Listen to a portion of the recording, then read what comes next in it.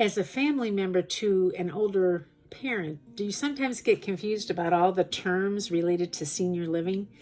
We have terms like group home, congregate care, assisted living, nursing home, skilled nursing facility, CCRC, life plan community. These are all terms that have come about in really the last 20 or 30 years, and today we're going to help make sense of those differences between the terms. So all of these types of categories, group home, congregate care, life plan, assisted living, nursing home, these are all different components of senior living, and they're all typically licensed by the health department in their state. Group homes are usually pretty small. They may have 5 to 12 people living in them. And typically each person either shares a bedroom or may have a small bedroom, and it's more like a house often. There's a middle area that is a living room and a congregate dining room, kitchen, that kind of thing. So very, very home-like. And they usually don't have very many medical services available. There may be a nurse involved as the owner, or perhaps the nurse that's on duty is only on duty during the day shift. There typically is 24-hour care. All the meals are provided, but much of the medical care might be provided by a home health agency. Now, we hear terms like CCRC, that is a congregate care retirement community, and that term's being replaced by the term life plan community. Those are typically the very large religious communities. So you might find they were often a large campus, maybe a whole block in your neighborhood, and they would involve independent living, assisted living, skilled nursing facility with rehab services, and often memory care. And the independent living could take the form of an apartment, it could be a condo, it could be homes, all on the same campus. And for that type of environment, you're thinking of it kind of a continuum of care, like a circle. You come in at whatever point you enter, and you stay there through the end of life. Often there is a buy-in. There is a significant amount of money that can be up into the hundreds of thousands and millions, actually, to get the type of accommodation you wish and the length of stay that you would project based on the age that you move in. Most of us have known about skilled nursing facilities or nursing homes. These are the facilities that are in your neighborhood that people would go to most often after having a hospital stay, where they need rehabilitation or therapies like occupational therapy, speech therapy, physical therapy. Often it's a very short-term stay for a skilled nursing facility to get the person kind of back on track, if you will. And then after that, they may go to a long-term care facility, possibly just another section of the same building. And the long-term care is just like it sounds. It's going to continue for some amount of time. And that kind of leaves us then with assisted living. So assisted living, think of it as more a social model or a home-like setting, whereas nursing home is more of a medical setting. Now, there are many types of assisted living communities, and you may have seen a number of them in your own neighborhood there. These senior living communities that are assisted living offer different levels of care. So within assisted living, you may find that individuals would have either a studio or a one-bedroom or even a two-bedroom suite. This is unlike the nursing home, where a person typically would have either a semi-private or a private room. They would not have apartments in a skilled nursing facility or a nursing home. They wouldn't have little kitchenettes. They most certainly would have a bathroom, but they might even have a shared bathroom in a nursing home.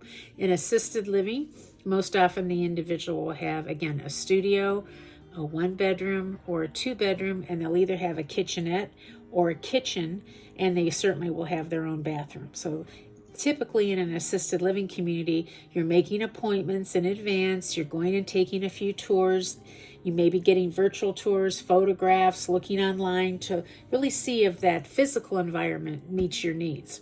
So just like if we're going on a vacation and we're looking at various hotels where we may want to stay, not all of the hotels look alike. You know, some are resort looking, some are tall. In the big cities, they're often very tall buildings. They may be more of a motel. They may be more of the type of environment where they do have a kitchenette. They don't. So just like hotels and motels all can look different, such is the same with assisted living.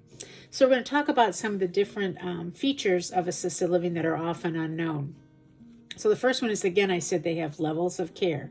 So as part of the move-in process, you'll be asked to give medical information, and that would be summaries of your last visits with a physician. It could include a history and physical. It might include the list of all of your medications. And the idea is, let's get a snapshot picture of this person and what their needs may be.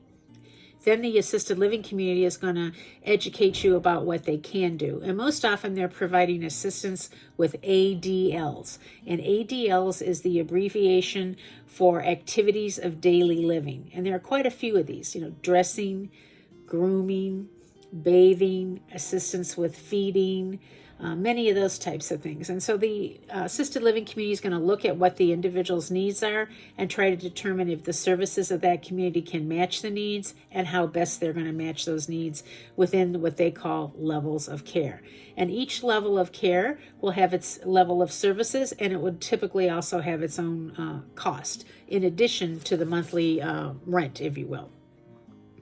So as you're looking at each community, you want to discern for yourself, what are the differences and how are they important to you? People who have a difficulty walking may not really want to be in an environment where their unit or their suite or their apartment is going to be far from the dining room or the activity area.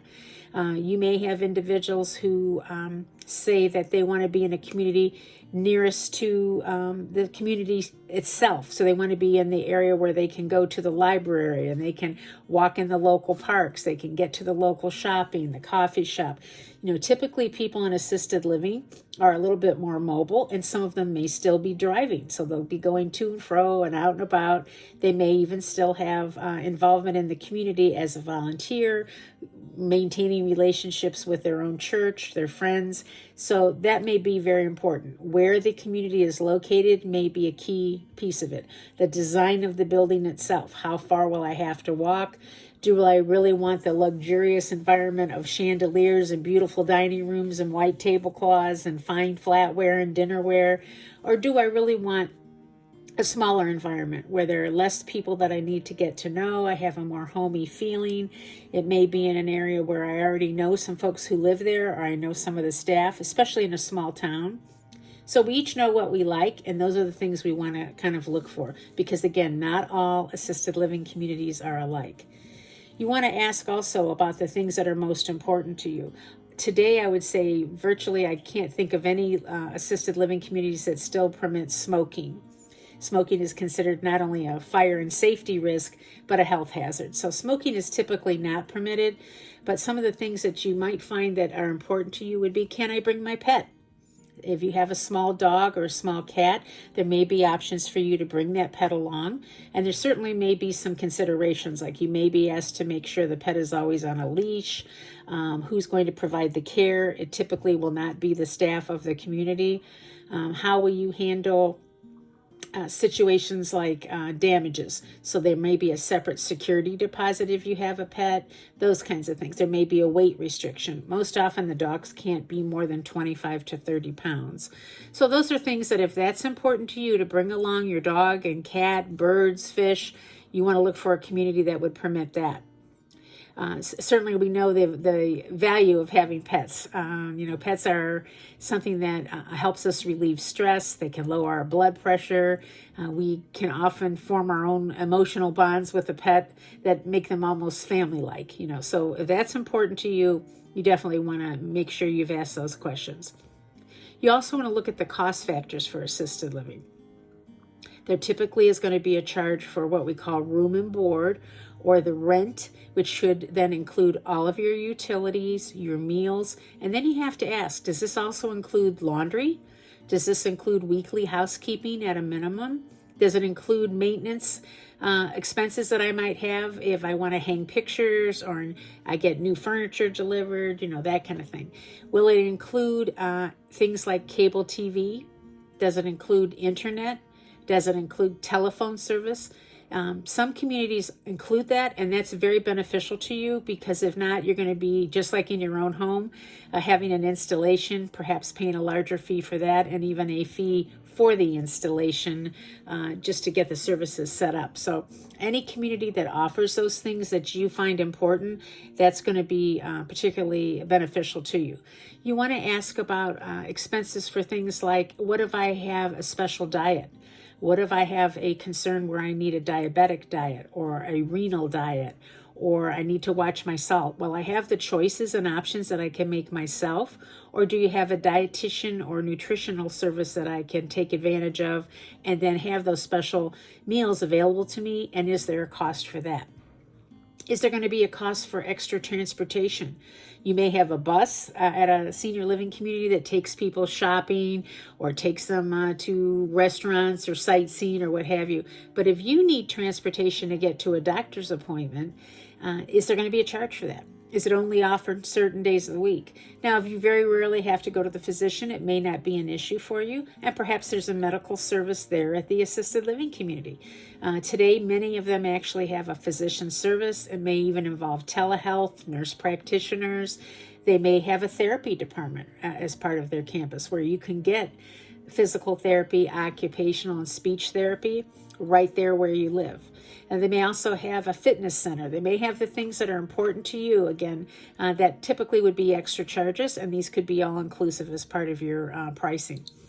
If you are a veteran, is there an opportunity that this community participates in any special programs? Like, for instance, does this community have a contract with the Veterans Administration? That may be something that's important to you if you know you're going to, in the future, possibly need skilled nursing care. Not every assisted living community is part of a campus that offers skilled nursing care. So if you can foresee that in your future, possibly based on chronic health issues or injuries, that might be important. You might also look into something called aid and attendance if you are a veteran or the spouse of a veteran. This is a federal program that's only available to spouses and veterans who served in particular times of war or conflict. So in every county of the United States, we have a Veterans Services Commission, and that's the group you want to contact to help you kind of navigate the journey into learning whether or not your loved one is eligible, how to apply, and how to receive those benefits, which can be up to a couple $1,000s a month. You also want to look at, the concept that, as I mentioned before, assisted living is not nursing home. So maybe we move in when we're a little bit more independent. We can do more for ourselves. Over time, we need a little bit more help, and the assisted living community is able to provide that. But is there a point in time when that assisted living community will not be able to care for you? So those are great questions to ask up front. So for instance, does this assisted living community that you're considering have a memory care unit? What if you should have a, concern about a dementia or a long-term memory loss? Will you be able to remain there? If your physical needs become complex enough that you need a strong amount of help going to and fro, and you need a Hoyer lift, you can't really be mobile anymore, will the facility allow that? Will the facility allow a scooter? Does the community allow you to have home health services brought in to the point where it's at skilled care? And skilled care is defined by each state a little bit differently, so you definitely want to know the guidelines for your state. And skilled care most often comes into play for things like wound care, tube feedings, things that usually would require the services of a licensed nurse to provide.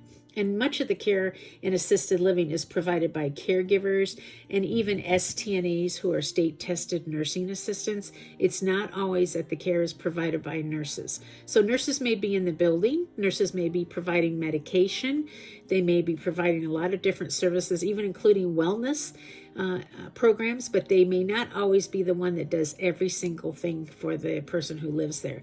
That is done by caregivers. They're the ones that help with grooming and showering and bathing and that kind of thing.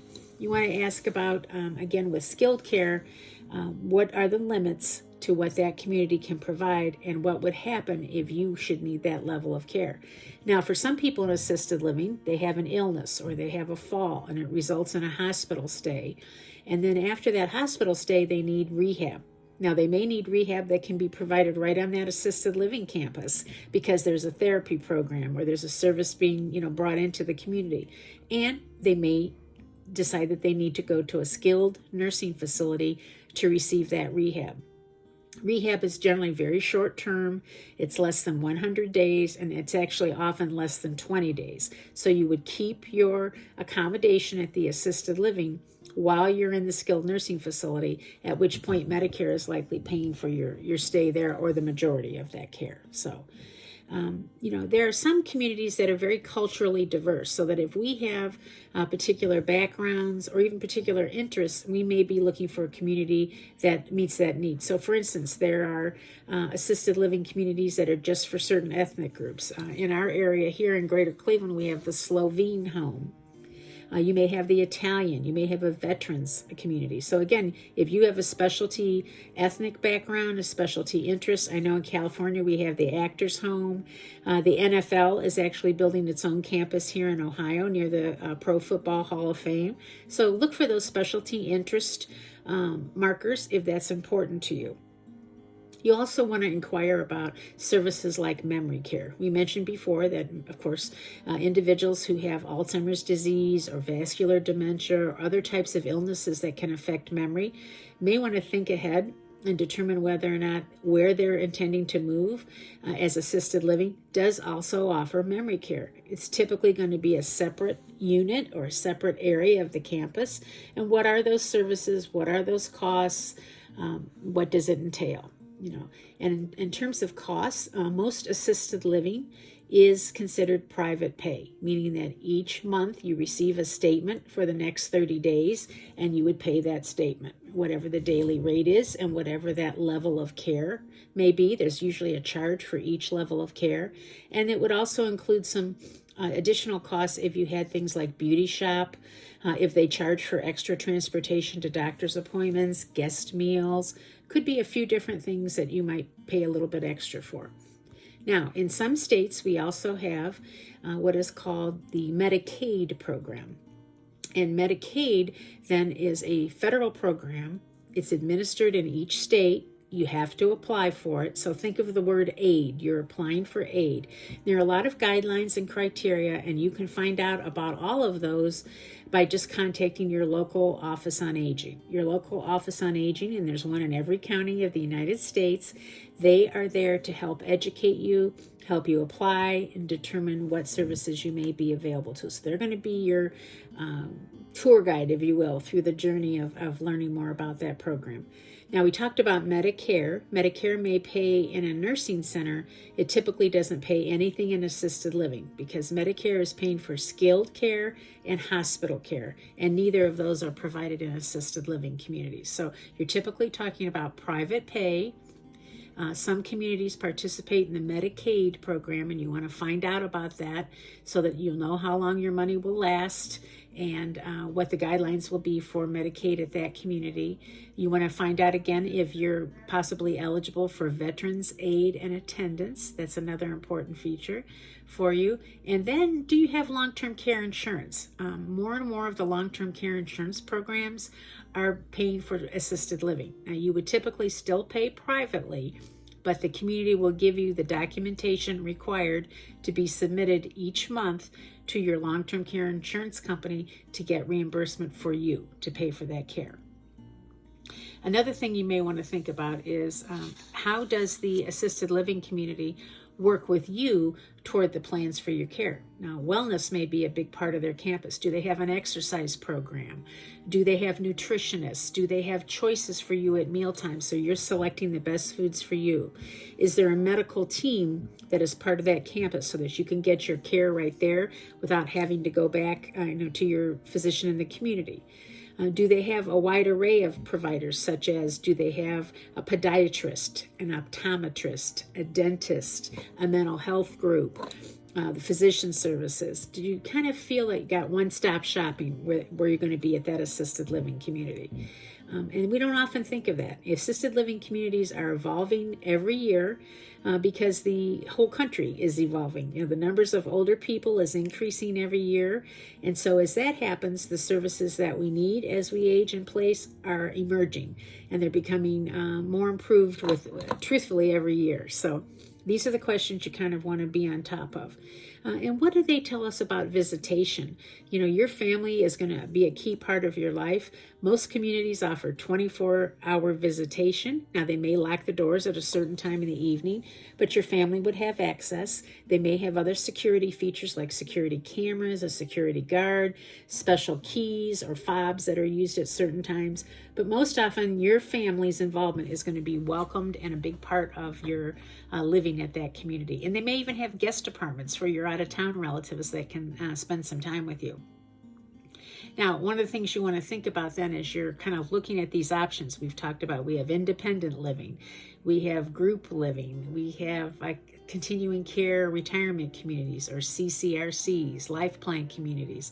If you want to know anything about those types of communities, including assisted living and skilled nursing in your neighborhood, the government has a great tool to help us. They have something on the CMS or the Medicare website, cms.gov. You go there and you type in care compare, and they've actually merged together a number of different sites. They had hospital compare, nursing home compare, assisted living compare, and home health compare. They're now all combined in one. It's called Care Compare. You put in your zip code, and then you start to use a filter to look at the things that are important to you. Do you want to look for a nonprofit organization? You'll be able to look at the ownership right there on this website.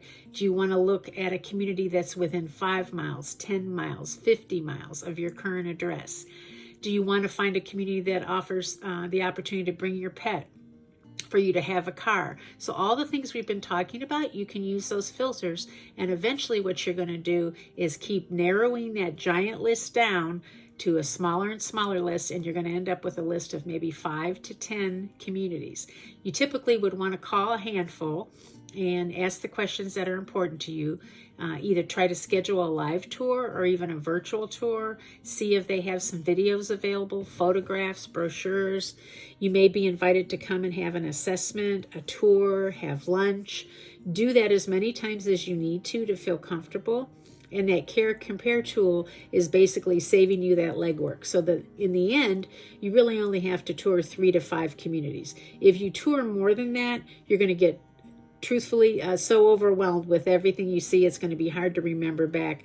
Did that first one have this? Did the second one have that? It's very hard to keep it all together. So try to only tour 3 to 5 at the most. Generally, most families are looking at 3. And, use that tool as a way to help you filter. So kind of in summary, there are many different living options. The things that are different about assisted living are that it's more home-like, but it does provide the opportunities to bring those medical services that you need to you. And you're going to have that environment that is more like the home that you're leaving. You're going to have more of an apartment, a studio with a living space, a kitchenette. But you're going to be in a communal setting where you'll be able to meet others, have friends and support, have the medical and supportive services for the, activities of daily living, the meals. You're not going to worry about lawn care and home maintenance, all those things anymore. So definitely check out that Care Compare tool. And if you should have any questions at all about what assisted living is or nursing home, you can always look at your local office on aging. There's one for every county, as I said before, and their goal is to help anybody that's over age 55 to learn more about the resources that are available to them and then help them apply for those services. So we hope we've talked a little bit today about what some of the differences are with assisted living. And I thank you for tuning in today. As always, we wish you the best for today and always. Thanks so much.